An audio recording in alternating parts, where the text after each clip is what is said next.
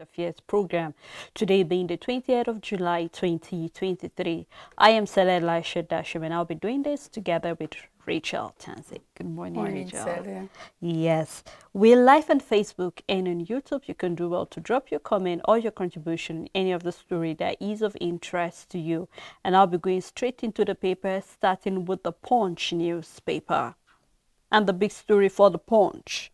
Business operators panic, fear shutdown job losses with the rider hiked worsen manufacturers' woe. Many small and medium enterprises will die, man LCCI lament. And we also have the NLC consider emergency meeting. PDP slam federal government as reps summon NNPCL boss to actually probe the issue or the reason for the increase of the fuel price. So you can keep your fingers crossed and read detail of that story on page 2. Questions anxiety as Tinubu drag feed on appointment of ministers. We saw it on the paper yesterday that the list has been submitted to the Senate. But here on the paper today, we are seeing that questions and anxiety as Tinubu drag feed on that appointment. So you can do well to find out why on page 9. NNPCL monopoly ends as marketers' fuel vessel arrives. You can find out on page 20. Renowned Nigerian writer Kule Omotosho died at 80. You can find detail of that on page 27. Soldiers arrest Benin's one other with truckload of cannabis. You can see the picture and also some of the cannabis that was being discovered. You can read detail of that on page 4 and 5. Downside of the paper, drug dealers forfeit 111 abandoned vehicles to the federal government.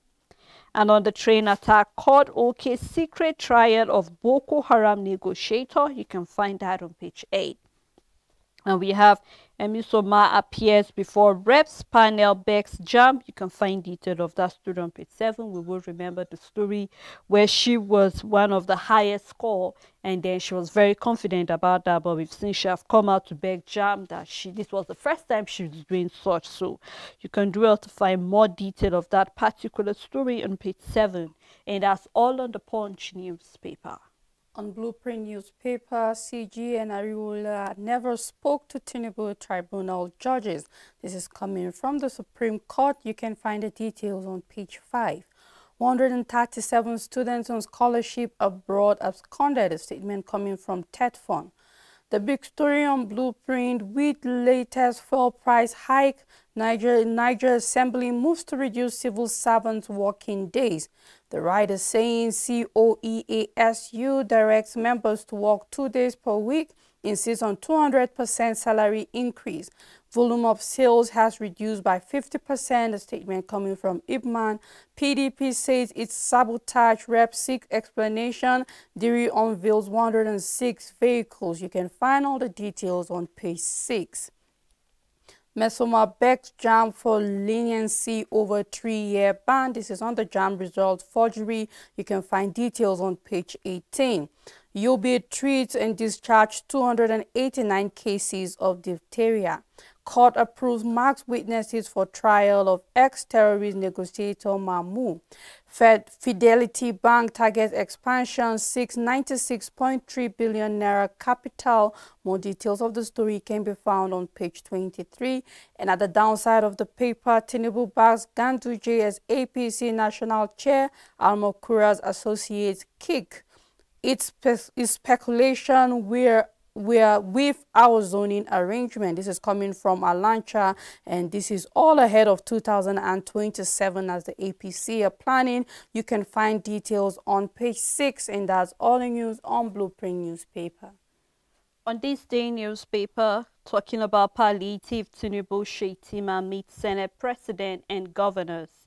With the rider neck meets today.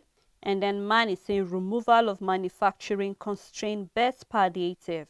And on petrol marketers, we raise petrol price to keep members' business afloat. And we are having sellers says retailers take undue advantage of situation. How someone carry an oil marketer still on the issue of the price. Ibman appeals for understanding and subsidy removal. You are a hypocrite, Adeboye tackles Tinubu. You read detail of the story on the front page and on page 10. Also, we see DSS berate NYSC over hasty investigation of Umba certificate forgery allegation. You can find that story on page 10. APC may settle for Ganduji as the national chairman. Pencil in Oyetola for National Secretariat, ex-secretary, and then we have ex-Osun governor not key because of Guba bid. And we have Adamu Omusere served as well, says party governors. You can find that on page 10 as well. Federal government eyes $5 billion from service export by 2024. You can find more of that on page 5. And we have the picture story just by the side here. Obi visit Governor Mutfwan after marking his birthday with IDPs in Mangu. It tends to have been making most of the papers and even on social media. We really have to congratulate him for the nice gesture, associating with the people in the IDP in such a time like this. So you can do well to grab this there and read detail of any story that is of interest to you. On the Matrix newspaper, DSS clears Umba over alleged NYSC certificate forgery. You can find details on page 9. AIU slams provision suspension on Toby Amusan for missing doping test. You can find the details on page 20. Adamu's successor, APC governors meet behind closed doors. Ganduje may emerge new party chairman. The big story on the Matrix newspaper, petrol price hike, Falana blows hot, says NNPCL lacks power to fix prices, usurping federal government's power. Local refining, only solution to price hike coming from oil marketers. You can find the details on page 2. Equating ex-Niger Delta agitators to northern bandits, obnoxious and criminal, statement coming from Clark. Mesoma finally apologizes to JAM. Supreme Court denies Chief Justice of Nigeria had no phone conversation with Tinubu and others. At the downside of the paper, as the price of petrol rises, NADDC takes delivery of new electric vehicles. You can find details on page 14. We have a picture story. President Tinubu meets Shetima, Senator Akpabio, Governor Uzodinma, Governor Sanwo-Olu, Governor Abdul Razak, Governor Abiodun, and former Governor Ganduje, set to finalize arrangement to the distribution of palliative to cushion the effect of the fuel subsidy removal. And this meeting happened yesterday, and that's all the news on the Matrix newspaper. Well, let's take a look at the Guardian newspaper. 3 persons killed in fresh plateau attack. That's really a sad one. You can find detail of that story on page 29. Hurdles for Super Falcon as World Cup begins. You can find that sports story on page 4. The big one here says banks, firms in currency risks capital erosion crisis as dollar hit 850 naira to a dollar. And we've seen banks and firms suffer close to 50% capital erosion in the last 2 months. So you can find detail of this on page 6. Senate urges relaxation of age requirement for jobs. Falana PDP slam federal government and NPCL over fuel price hike. Northern leaders wrong to ask amnesty for bandit terrorists, says Clark. Subsidy removal, we have COESO direct members to work twice a week. You can find detail on page 5. And I think let's just talk a little about that. The issue of the reps or the House actually calling on NNPCL to actually give detail on why they actually increased the price. And we've seen on other papers, Falana is coming out to say that NNPCL has lacked the power to actually fix prices, because we could recall the first time where we saw the prices and then it was just one morning Nigerians woke up and then boom, the price of fuel has changed. And then the same thing happened on Tuesday morning. Nigerians, on arriving in the fuel station, the price also changed, and we've seen that they gave reason that it's because they want the prices to be afloat, and that is why they did that. And we've seen that the vessels for marketers have actually arrived the country. It actually encountered some hitches, but then finally it's in the country. So to stop the monopoly of NNPCL being the only ones that actually have to do with the oil.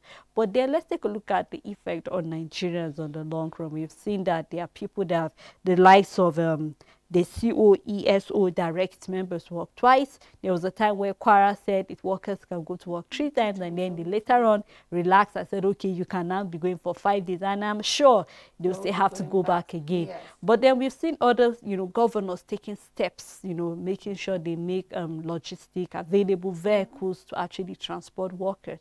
But then I hope that every other state will do the same thing, because in the midst of all of this, the question, citizens will want to ask is the fact that before the federal government does something, what are the state government doing in their own way to actually relax the pain or to actually cushion the effect on Nigerians? We've seen logistics is expensive, food prices have skyrocketed. You cannot even do 1 or 2 things if you're, just like I said, if you're budgeting for 2,000 or 3,000 in a week. Right now you have to start budgeting 6,000 in a week, and then we're seeing that the money is not even there anymore. So not even your salary has not been increased. A lot of firms are even threatening to shut down because they cannot afford to pay their workers. So it means some workers have to, ease off their duties because, firms can no longer pay. And I'm just hoping that the rest will actually do something quick about this. We're tired of all this probing this, a committee will be said. And then at the end of the day, nothing is being done. The poor man keep lavishing in poverty. So it's our desire that in the midst of all of this thing, the government should really come up with some steps. Yesterday, we saw that the president said they should review the 8,000 naira. So we are yet to hear what is the new money now that will be given to Nigerians. But above all, let us see a long-term solution, not just the short term that you give 8,000. After 8,000 finish, what happens next? So it's something that we hope that the government will also look into all of these things as it is presently. It's easy for NNPCL to point fingers at the marketers and say that they are the one responsible for the fuel hike.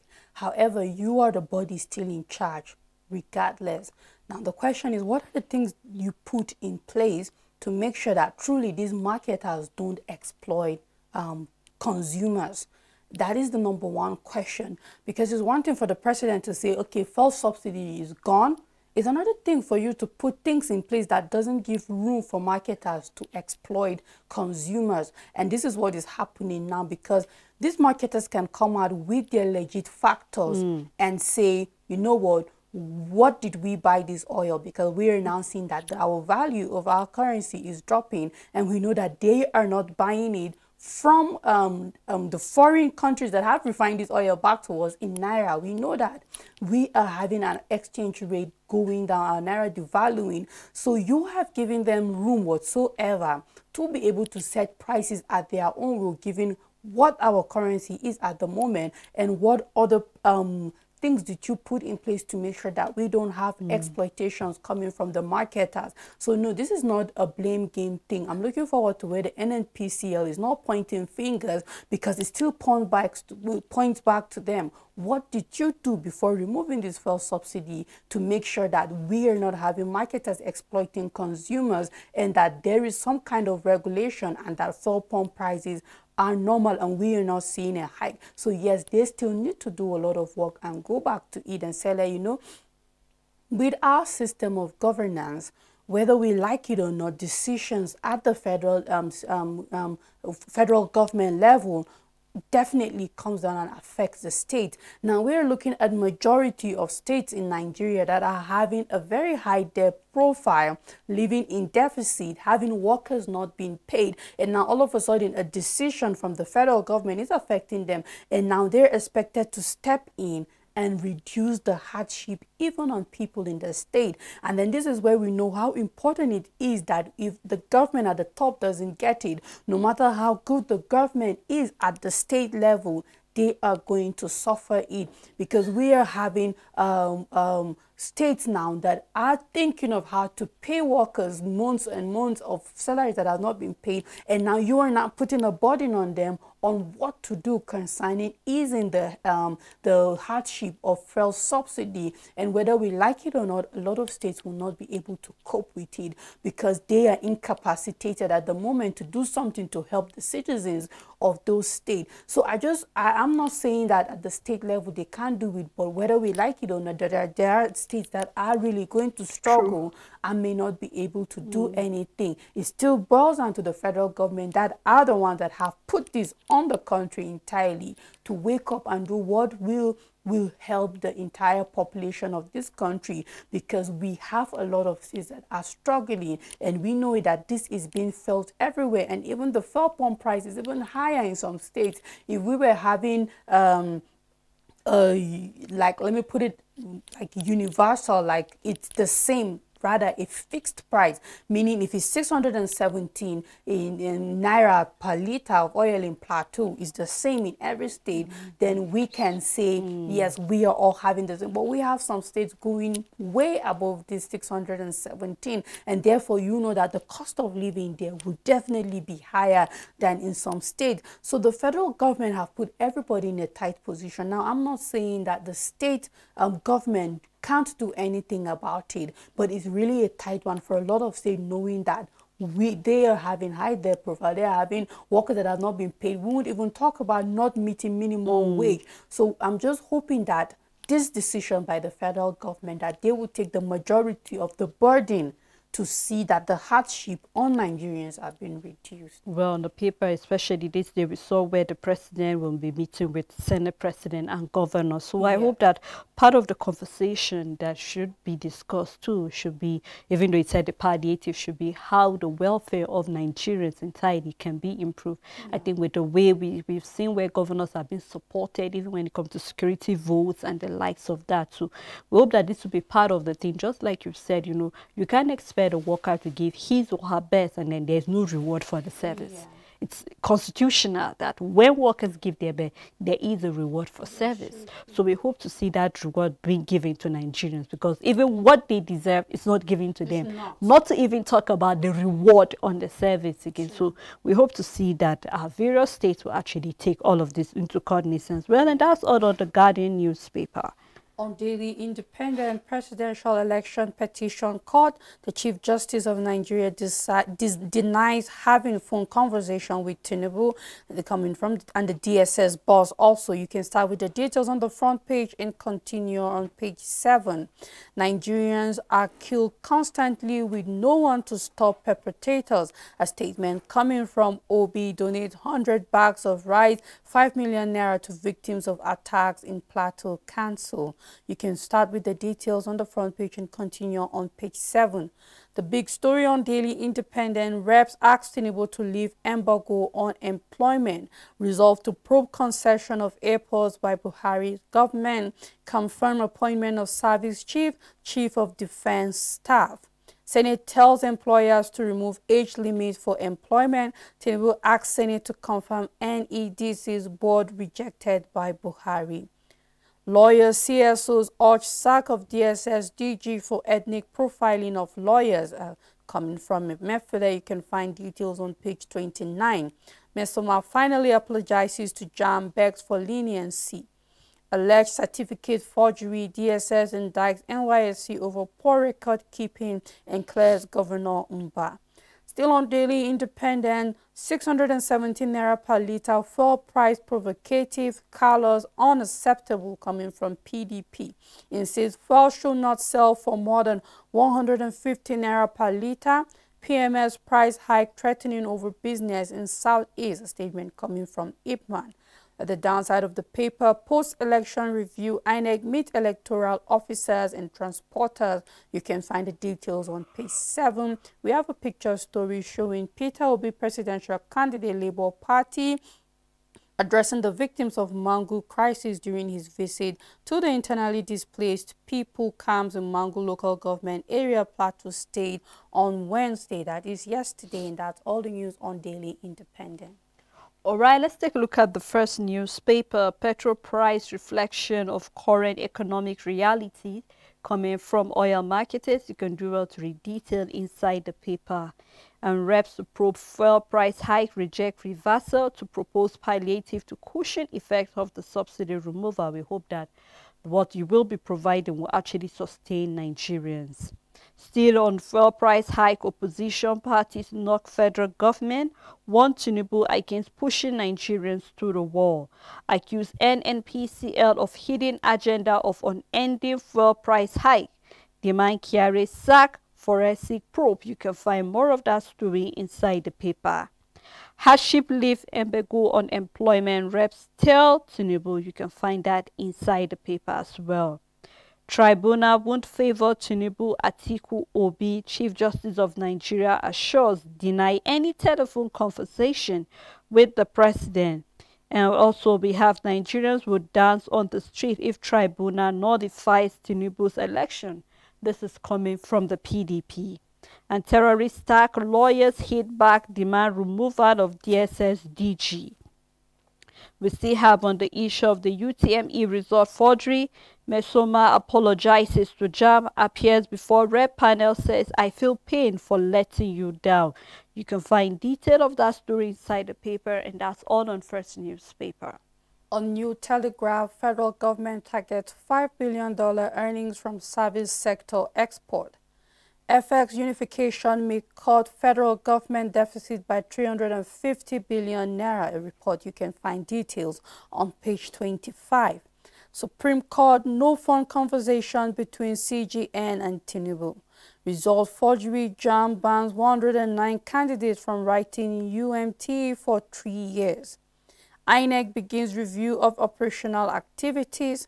IPOP to CNG. Appeal court discharge acquitted Kanu. You can find more details on page 4 and 28. The big story on New Telegraph, sudden fuel price hike. Reps reject motion to revert to 537 naira per litre, and others summon Kyari to probe perennial rise of petroleum product price. Lecturers to work 2 days a week coming from COEASU. Mass protest looms in Southeast as transporters set to down tolls. Tinubu 617 naira per litre fuel hike extortion provocative, a statement coming from PDP. Declare emergency on refineries, Ibman urges president. You can find more details on page 235 and 29. House Standing Committee, Bajabiamila Abbas on warpath over juicy position. $53 million Paris Club reform court threatens Emefiele with arrest. Global food crisis imminent as Russia strikes Ukraine grain after ending sea deal.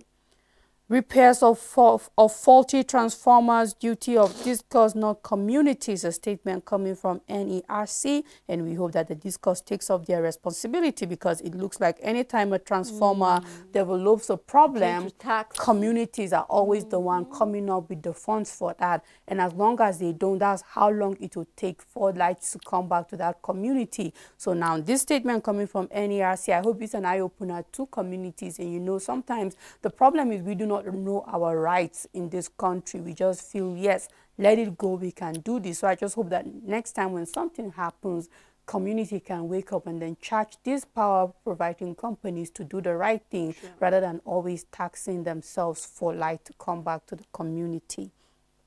Still on New Telegraph newspaper, Tinubu meets Shetima, Akpabio, governors on economy and subsidy palliatives. The details can be found on page 3. Clark to Tinubu, don't scrap Niger Delta amnesty program. Tackles Yerima Labaja on equating Niger Delta agitators with bandits. Rep confirms service chief's appointment. The details can be found on page 7. Another downside of the paper, maternal diet could reduce childhood asthma risks. This is a study which everyone should take seriously. You can find the details on page 26. We have a picture story where we can see the governor of Lagos State, Sanwo-Olu, with the vice president of the Dubai World Trade Center. And that's all the news on New Telegraph newspaper. You know, the story that actually caught my attention is the global food crisis imminent as Russia strikes Ukraine grain after ending the sea deal. And I remember that the first time we had issue, especially when it comes to wheat, cereal, and the likes of that, Yes. Nigeria suffered. Why? Because we were depending on the Ukraine for most of this grain. And just to bring our memory back to what the president did about empowering about 50 million Nigerians with grain and fertilizer at a time like this. I just hope that this move becomes very fast, as it should be right now. We've seen that over the years, these fertilizer are meant to be given to farmers. We see that somebody somewhere tend to monetize it and then tend to gain from it, and then we see farmers go through a very rough time before they actually get access to seedlings and grains and even fertilizer. And the last time I remember, a bag of fertilizer is about 27,000 naira, and very few farmers can afford that right now. So I'm just hoping that this will actually help the government, especially the Ministry of Agriculture, to take this move very, very serious. Let us do something about our farming. I know that this is not the only problem we are facing, especially when you're going to look at insecurity, because it's really a threat to even food crisis and also all of that. So I hope that with all of the we're seeing in Ukraine, let us actually tighten our belt very, very tight and do something about it. I keep talking about the fact that when we have to go back to the farm, let's look at talking about using of machinery and all of that, not looking at manpower often and all of that too. We hope that just with this, it just brought my mind to the fact that food prices is very, very expensive right now. Just you going to even get, how much is a measure of maize right now? We're talking about 700 naira. Not to talk about maize, not to talk about beans, rice, and other grains in the market. So I hope to see more steps, especially coming from the Ministry of Agriculture, so that we will not go through hunger in the midst of other things that is happening. I know, like many other countries, will be affected with the war in Ukraine when it comes to the supply of wheat and all of that, because Ukraine largely produced that. And just like Nigeria, we have many other countries depending on it.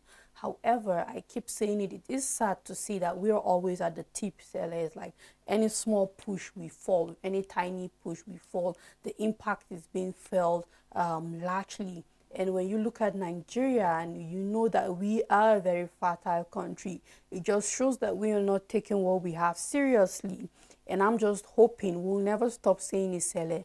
We are just hoping that we have a government that takes everything seriously, because these are things that we can also be large producers of. I don't see any crop that doesn't grow in Nigeria, even the ones that we thought can't grow in this country. There are regions that have these seeds have been planted and have successfully grown. I know there was once a time we just had apples largely imported into the country, but then we can even grow apples even on plateau and all of that. So it's just left for the government to tap into these resources, tap into all of this information and do what is appropriate. It might take a long while, but said we'll keep saying that growth is more about consistency, not how big the steps you take, but you are consistently moving towards what will make you grow and develop. So yes, Sele, we just hope that, you know what, we will come up with many, many ways to tackle food crisis, and then one day we will have a Nigeria that we are secure when it comes to food, and that food will never be a problem for us because we have the capacity. About food, I was just remembering back then, somebody was saying jokingly that back then you say Benue is the food basket of the nation. But is it still the food basket of the nation? You're not safe to farm again. You're not safe to go back to the farm. And that applies to every other state that has been involved in producing one food or the other to actually help, the country entirely. So I think security needs to be taken very, very seriously if we really want to go back to having so much of food. What happened to the palm oil we're exporting? What happened to the cocoa? What happened to even the cashew? We saw that last year that we're going to talk about cashew. I even saw that of almond too on the papers recently. So there are so many steps we're actually taking towards seeing we can have all of this food in abundance and even export it and increase it. And let's leave our oil to have a rest a little so that the wells will not dry up eventually. So we hope to see all of that. Well, Rachel, before we move to the next paper, we'd love to take a break at this moment so we can let our, our viewers, our callers to actually chew the stories. Let us hear what are your takes are concerning, the probe on on the issue of the hike of fuel prices, the reps have actually called on the NNPCL to actually give them reasons, and we've seen some of them on the paper, but then they are hoped to, to actually ask them more detail of all of that. So when we come back from the break, we'll open the phone lines and then we'll give you the opportunity to air your view. Please stay tuned. Make your everyday informative, make your everyday count. Know your world, daily affairs, national and international, with authentic news events as they unfold on Global News and Zoom on Nigeria, Monday to Friday at 1 p.m.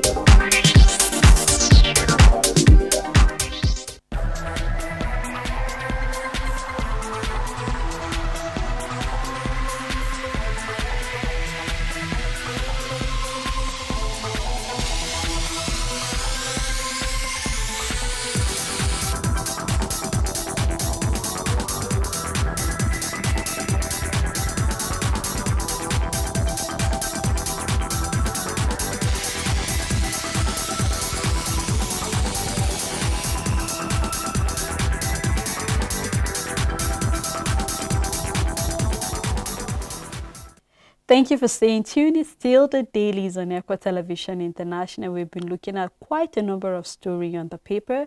So at this moment, we've opened the phone line to give you the opportunity to air your view. Let us hear what are your thoughts concerning the stories, especially in regard to the hike of fuel price. And also, we've seen that the reps are actually urging about the removal of age limit for employment, which I think this is a big, story that everybody wants to hear, that finally there's no longer age limit for employment. Back was then where we had people talking about you must have 5 years, 10 years working experience. So these are things I know Nigerians will be interested. So we'd love to hear what your thoughts are concerning this story.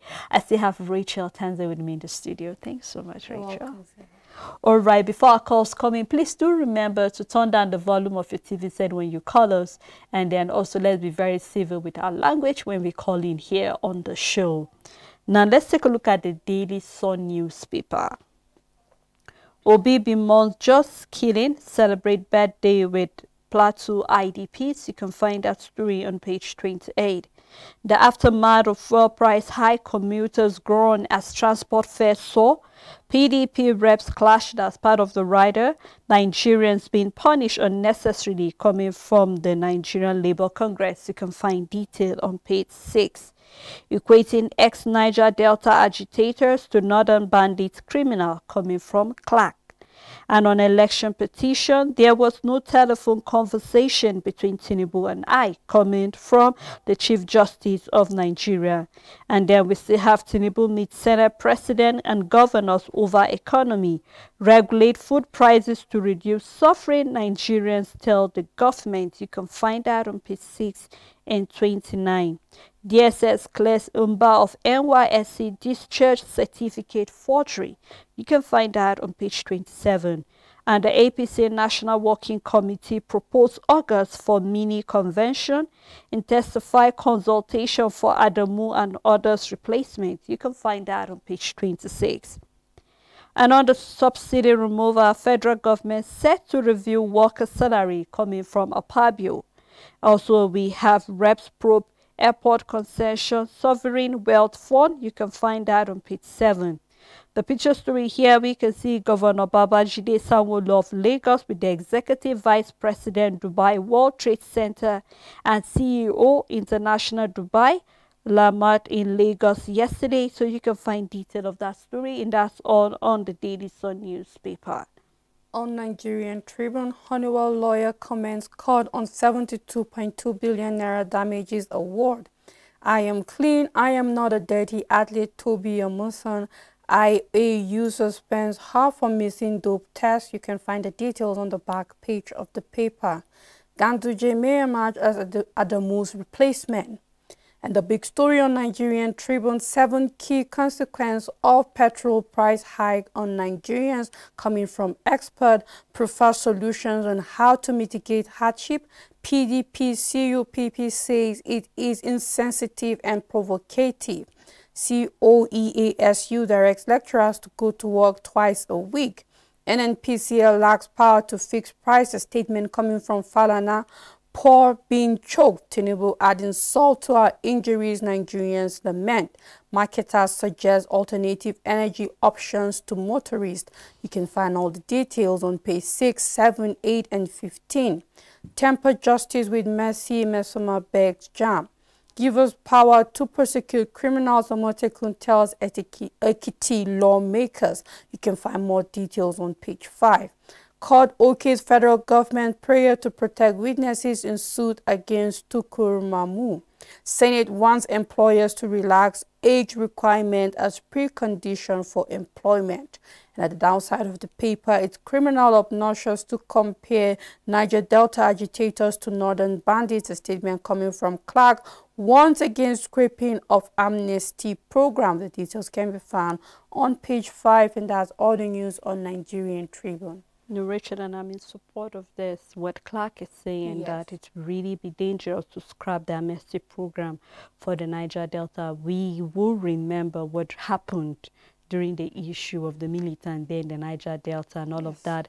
We lost lots and lots of life of our, security agents, especially our soldiers there who went to actually intervene. And then I think it was very wise on the administration then that saw it fit to actually introduce the amnesty program. So ever since the introduction of the amnesty program, the insecurity there drastically dropped down. We saw scholarship being given to some of the, yes, youth over there, and then they were doing well. But it seems the money is not coming in how it should be. Somebody somewhere is eating and feeding on need, and I think it's high time that person is being probed. We've seen over the years probe after probe on issue of that, and then I don't know if any tangible results have come out of that committee or that probe that was, But I think just like Clark is saying, it would really, really be unwise to actually remove this amnesty. And then also, we've said this over countless times. I mean, comparing the agitation of the Niger Delta with that of the headers Boko Haram we're having, it's nothing compared. I keep saying it and I keep saying it again. The fact that Nigerian government or Nigeria have nothing in its possession that the Boko Haram wants. Initially, when they started, they said they were against education. But we've seen over the years, some of the tactics they use is showing that they are also aligning with the digital things that are happening, using of cell phones and all of that. So a lot of things are really not making sense if you're trying to put one or two together. But then I hope that the government will actually do the right thing. We've seen the service chief saying they should just give them the go-ahead. They are ready. That means they know what they are capable of. So we are hoping that we'll have leaders that will actually hold the bull by the horn and know that, yes, we're really ready to deal with this thing once and for all. Let us have a country that Nigerians will be free to do a lot of things. So I'm really in support of what Clark is saying regarding issues like this. Sally, abuse of power is not only overusing it, but underusing it. I am seeing a government that is abusing the power to take the right decision when it comes to fighting bandits and insecurity in the country. How would you, and that's why I love the word obnoxious, like what? It feels like a stomach ache for you to compare the Niger Delta agitators and then the bandits.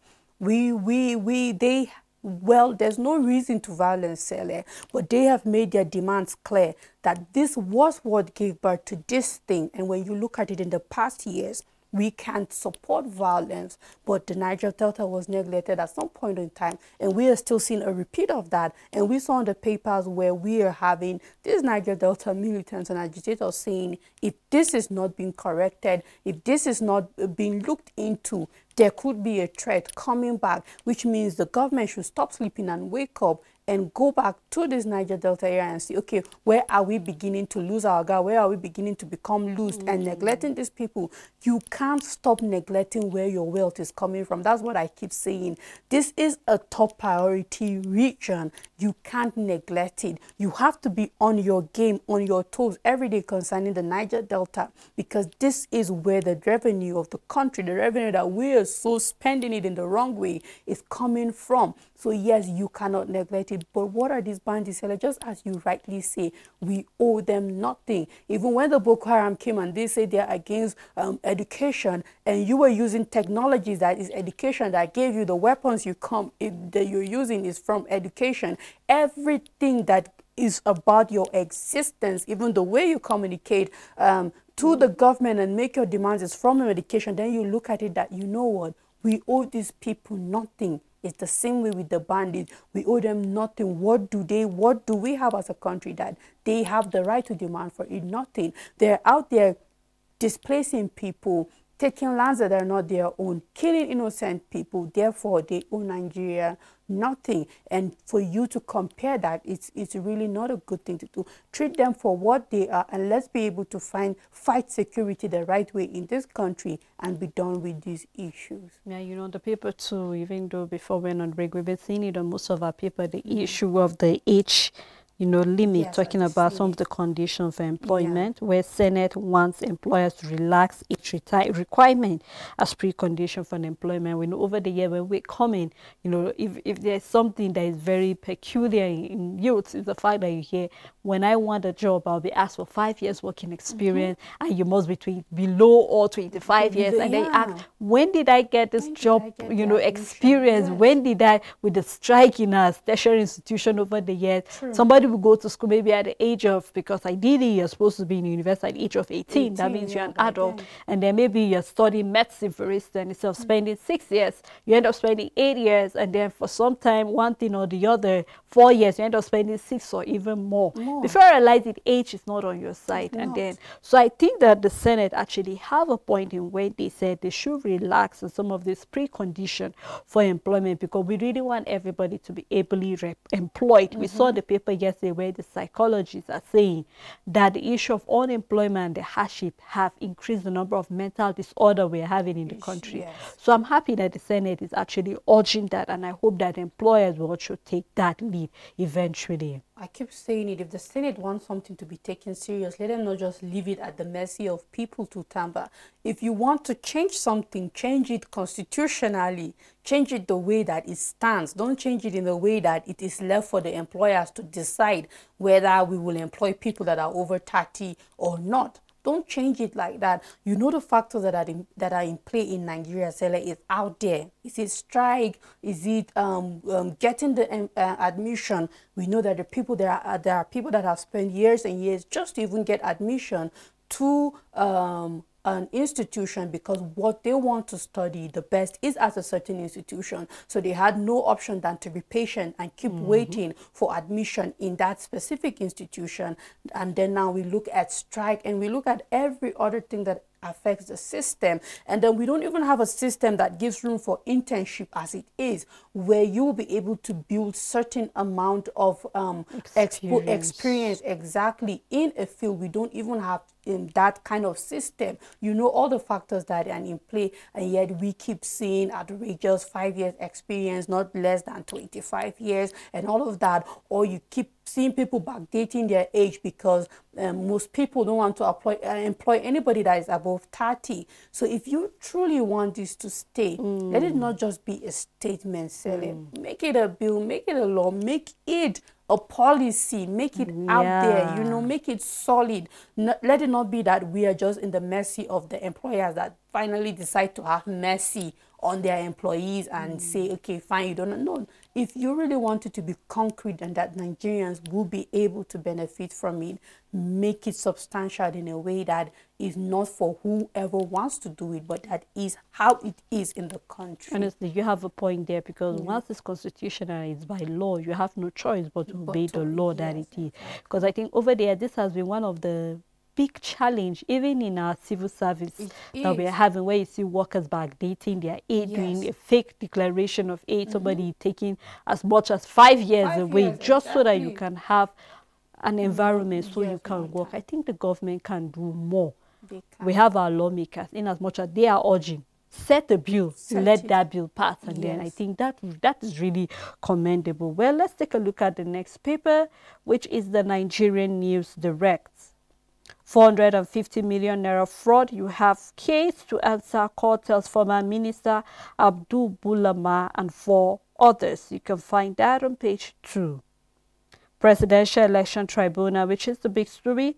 Chief Justice of Nigeria denies speaking with Tinubu, DSS to influence judgment. You can find detail of that story on page 3. We have a writer following that story that says no one will ever be favored against another. One speculator says rumor peddling will benefit no one. So you can find all that on page 3. Ogun began conversion of buses, motorcycle, tricycles to gas, electricity by August. And I hope to see more states also thinking that with the increase of fuel price, I think it is important that we go back to electricity as well.